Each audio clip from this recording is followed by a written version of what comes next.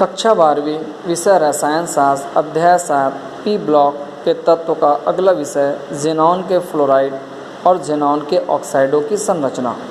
Xenon मुख्यतः 4 प्रकार के फ्लोराइड बनाता है, किंतु उसमें अंतिम फ्लोराइड ज़ेनॉन ऑक्टाफ्लोराइड अस्थायी होता है। ज़ेनॉन के फ्लोराइडों में xenon difluoride, xenon tetrafluoride, xenon hexafluoride और ज़ेनॉन ऑक्टाफ्लोराइड होता है।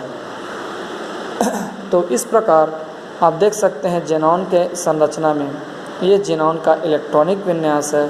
अगर ज़ेनॉन डाइफ्लोराइड बना रहा है तो sp3d संकरण के थ्रू वो ज़ेनॉन के डाइफ्लोराइड बनता है। अगर ज़ेनॉन टेट्राफ्लोराइड बन रहा है तो sp3d2 संकरण के थ्रू ज़ेनॉन टेट्राफ्लोराइड बनेगा। ज़ेनॉन हेक्साफ्लोराइड बन रहा है तो sp3d3 से संकरण के माध्यम से ज़ेनॉन हेक्साफ्लोराइड बनेगा।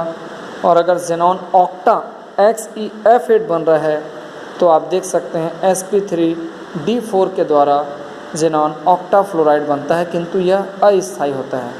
तो आप देख सकते हैं कि ज़ेनॉन डाइफ्लोराइड जिसमें sp3d संकरण हुए हैं आकृति वर्ग रेखीय प्राप्त होती है।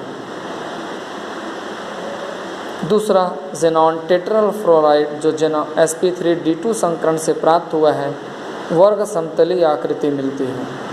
उसी प्रकार ज़ेनॉन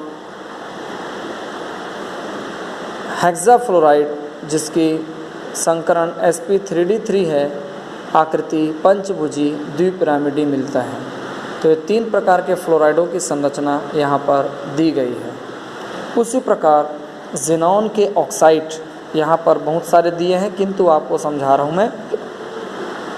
ज़ेनॉन सिर्फ 2 प्रकार के ऑक्साइड बनाता है, ज़ेनॉन ट्राईऑक्साइड और ज़ेनॉन टेट्राऑक्साइड। ज़ेनॉन ट्राईऑक्साइड और टेट्राऑक्साइड दोनों में sp3 संकरण होता है। यह है ज़ेनॉन ट्राईऑक्साइड। sp3 संकरण होगा और sp3 संकरण से ये है ज़ेनॉन ट्राईऑक्साइड की आकृति। यहाँ पर भी डबल बॉन्ड है, यहाँ पर गलती कर दिया, बुक में बहुत सारे प्रिंटिंग मिस्टेक किए गए हैं। यहाँ पर ये 3 ऑक्सीजन जुड़ेंगे, यहाँ लोन पेयर है। ये ज़ेनॉन ट्राईऑक्साइड की पिरामिडी आकृति कहलाती है। ज़ेनॉन टेट्राऑक्साइड जिसमें 4 ऑक्सीजन डबल बॉन्ड में ज़ेनॉन से जुड़े हैं sp3 संकरण के माध्यम से चतुष्फल की आकृति को प्रदर्शित करते हैं। तो इस प्रकार 3 ज़ेनॉन के फ्लोराइड और 2 ज़ेनॉन के ऑक्साइड की संरचना आपको अच्छे से समझ के जानी है। ज़ेनॉन के दोनों ऑक्साइडों में चाहे ट्राईऑक्साइड हो चाहे टेट्रा sp3 संकरण उपस्थित होता है।